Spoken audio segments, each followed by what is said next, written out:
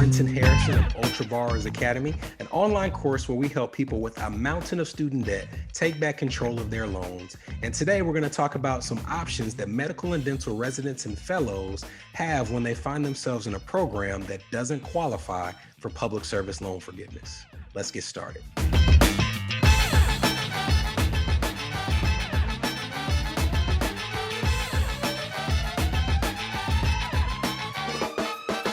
If you've been to medical or dental school, you probably remember the first time that you had to request a student loan for school. It's a lot larger amount than you probably had to take out for undergrad, but at the beginning, it's not so overwhelming a total. But the closer you get to graduation, when you ask for loans, you're now adding that debt onto what has become a $200,000 or $300,000 or $400,000 mountain, and it can be much more oppressive. And as people come to talk to your school and your classmates about things like repayment programs, all of a sudden you start to pay more attention because it's more relevant to you. And one of those programs that you're likely to hear about and definitely pay attention to is public service loan forgiveness. Public service loan forgiveness is a federal forgiveness program for people who have loans and meet certain criteria. And one of the most well-known criteria is that you work for an eligible institution, which is mainly a nonprofit or government entity. So as match day approaches and you're going to find out where you spend the next few years of your life, but also your training, number one, you want to find a good fit for your future endeavors, but you also are hoping probably that that program qualifies for public service loan forgiveness. But many people find themselves in a situation where they either work in a state where that's difficult to do because of laws in that state, like Texas or California, or they match with a for-profit entity like a Kaiser. And during their training, they now know that they will not have eligibility for public service loan forgiveness. And the tendency for people in these camps is to just say, why don't I just defer my loans? If I owe $300,000 or $400,000, I can't reasonably pay an amount that's going to make any headway during my training. So I'll just wait until after I make the big bucks to address this debt. And at that time, I'll either figure out how to have it forgiven another way or even refinance it with a private lender. But let's just leave it where it lays during my training. If you're watching this video, I'm hoping that you believe me when I say that that's one of the last things you need to do. And I'm going to give two reasons for why addressing your loans at the beginning of your training, even if your loan balances are still increasing, you can put yourself in the best position for tackling them after residency. The first reason that you want to address your loans early on in training, regardless of their status for PSLF, is that if you do so and utilize income-driven plans, you can have a non-existent or low payment that still offers you credit towards forgiveness. It may not be public service loan forgiveness, but it's still forgiveness worth pursuing if it's right for your situation. Going back to our good old friend of income-driven plans, you now know if you've watched any of our videos that income-driven plans are federal repayment plans whose payments have nothing to do with your loan balance. It doesn't matter how much you owe. If I owe $1 million in student loans and you owe $10,000 in student loans, we would actually have the exact same payment under these plans if we have the same what's called discretionary income. Because these income-driven plans base your payment off of a percentage of your discretionary income. Again, loan balance doesn't matter. Discretionary income is what's important. So let's go to these income-driven plans. As I mentioned, the payment is based off discretionary income. And here's the formula for discretionary income. You can take either your salary minus 150% of what's called the federal poverty line, or, important for today's video, your adjusted gross income minus 150% of the federal poverty line. You don't need to know what a federal poverty line is, but for today, know that your adjusted gross income is a number that's found on your tax return. So if you file your tax return and apply for income-driven payment plans, the federal government, the Department of Education, and your loan servicer are going to use your most recently filed tax return to find the number that should be put in this discretionary income calculation. That's really important because we often tell our medical and dental, actually we always tell our medical and dental graduates to file a tax return in their last year of schooling. Because if you're not working in the year before you graduate and you file your tax return, you will ensure that you have a tax return with an adjusted gross income of $0. And the first year you apply for a payment under an income-driven plan, that's the number that they will include in this calculation. Let's look at an example. Let's say that we have a graduate who is graduating from medical or dental school and they're heading into PGY1. So they're signing a contract that's going to pay them $55,000 in PGY1. But remember, the year before, they filed their taxes and they didn't earn any money. So when they do their first calculation for their discretionary income, they're going to insert an adjusted gross income of $0. When you plug that into this formula, the end of this is their discretionary income for the year. They're going to pay under income driven plans 10 to 15% of this number, and 10 to 15% of zero is $0. Now, I know technically that formula should be negative, but you can't have a negative discretionary income, so your loan servicer will just use zero. Now, this $0 payment actually gives them a year of credit towards forgiveness under income driven plans, because under income driven plans, after 20 or 25 years, any remaining balances will be forgiven. So even though there's no money that's technically going towards these payments this year, because this person went through the process of applying and going through the formula, it's not their fault that that formula led to a $0 payment. So your loan servicer will reward you with a year of credit towards forgiveness on your income driven plans.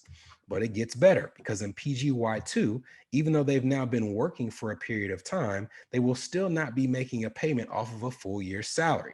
In PGY2, let's say that they got a little bump in income. Now they're actually making $60,000.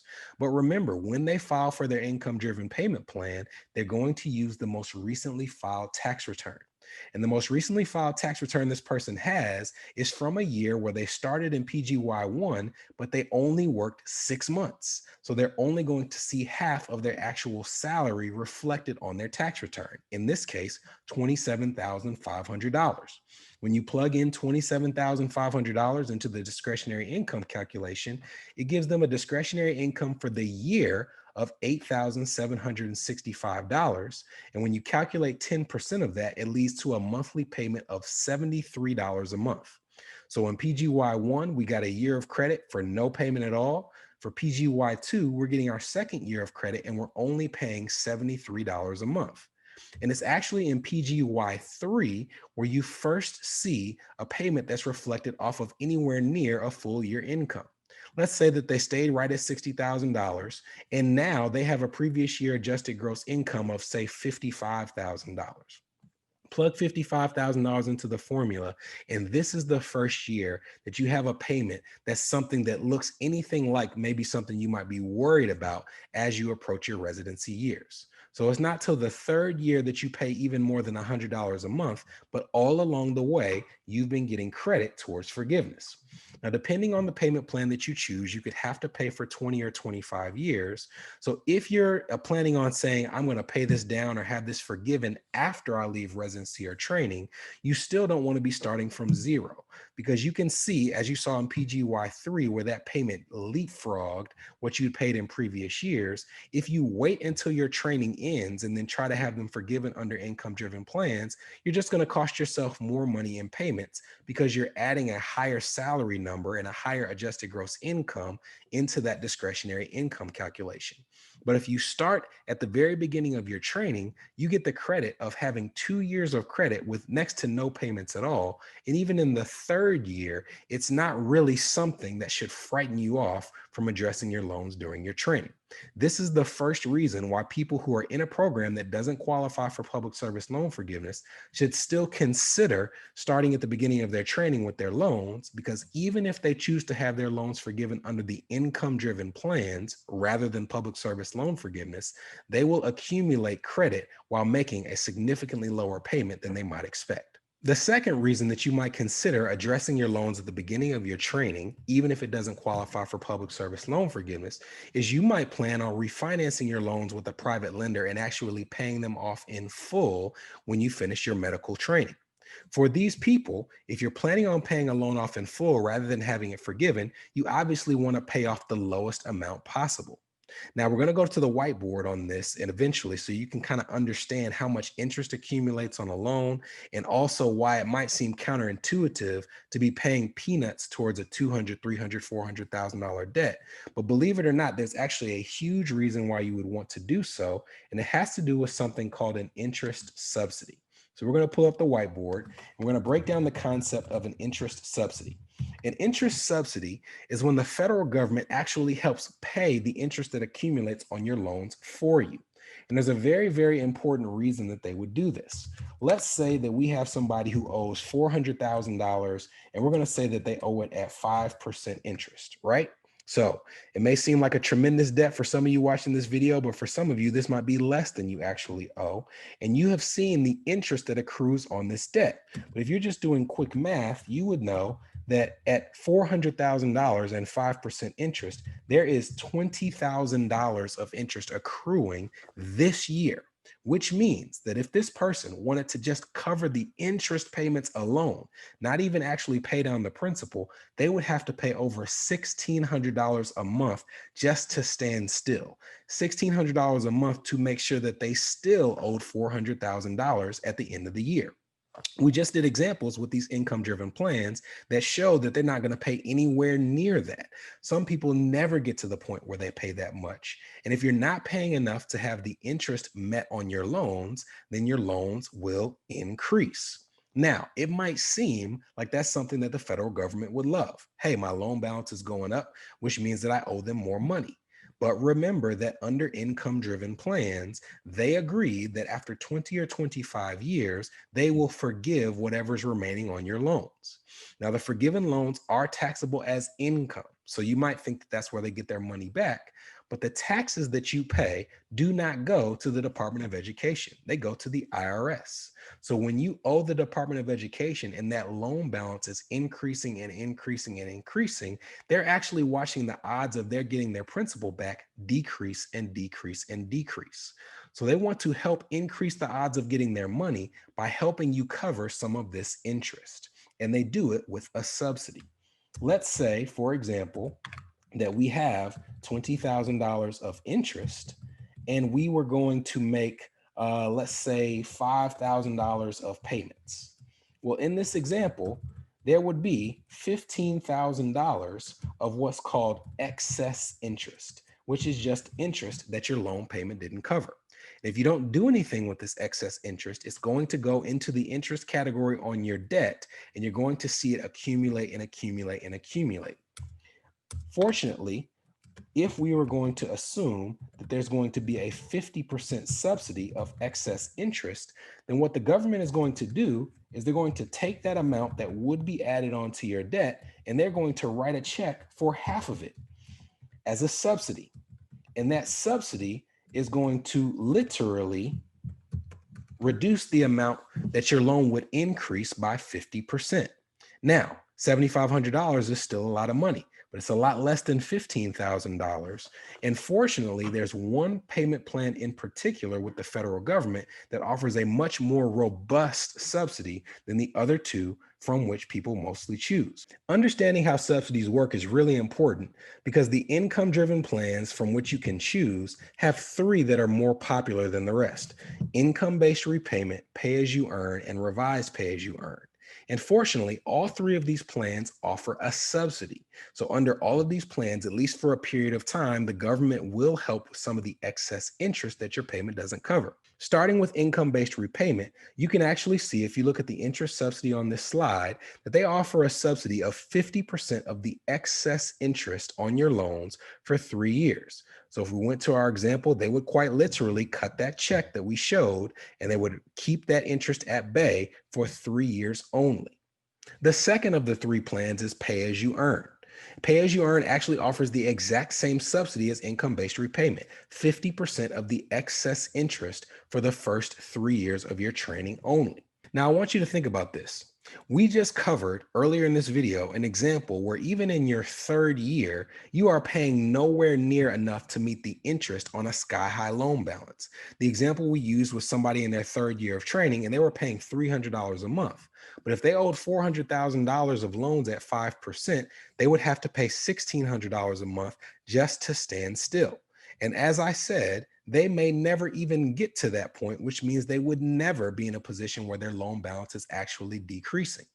But even if they are a surgeon or somebody who's a dermatologist who's making really, really crazy money, it's clear using the example that they won't be doing it in their third year. And unfortunately, that's when the subsidy stops for those programs.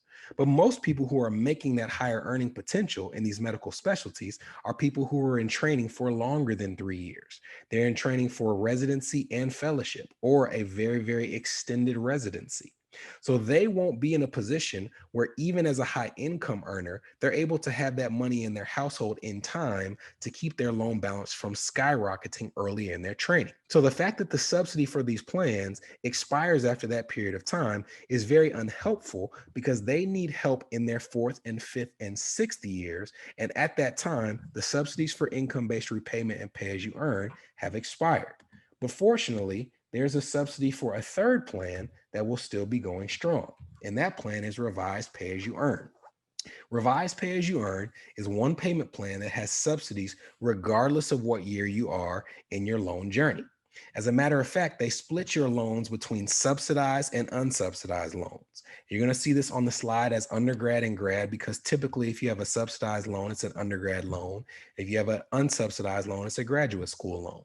Now, the subsidy for revised pay-as-you-earn is 100% of your excess interest for the first 3 years, and 50% of the excess interest in every other year if you're dealing with undergraduate loans.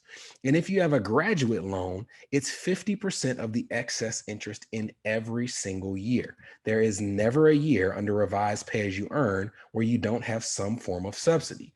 And for graduate school loans, which is the bulk of people's debt if they're going to medical or dental school, you will always have at least half of your excess interest covered by this subsidy. So going back to the whiteboard, you can see that if we go and we do another example, let's clear this out. And let's say that we still owe the $400,000 at 5%, and there's still $20,000 of interest that's accruing. Well, we covered that in their first year, there's going to be no payment under these income-driven plans as long as they filed a tax return. So they would have $20,000 of interest that their payments didn't cover, but the government is going to write a check for $10,000 as a subsidy. So in this example, just by them taking advantage of the subsidy offered by the federal government, it is the equivalent of them making a $10,000 payment towards their loans, even though they're not actually paying anything at all. This is the beauty of a revised pay-as-you-earn subsidy for someone who's planning to refinance their loans after their training graduation. Because if you're in that camp, the subsidy allows you to have a big check written on your behalf to the federal government to keep your loan balance at bay, so that by the time you're actually in a position to refinance and pay it down in full, the balance that you owe is lower than what it would be if you either used the wrong income-driven payment plan or you chose to defer your loans completely instead of tackling them head on. My name is Brenton Harrison of Ultra Borrowers Academy, and I hope you found this information useful. If you haven't already, I invite you to subscribe to our channel and check the notifications so you know when new content is dropped. And if you need some help on your student loan journey, you need some help understanding what to do with your federal or private student loans, or you just want to know what course offerings we have at your disposal, then go to ultraborrowers.com. And if you feel we can be of help to you, then I hope to see you soon in Ultra Borrowers Academy.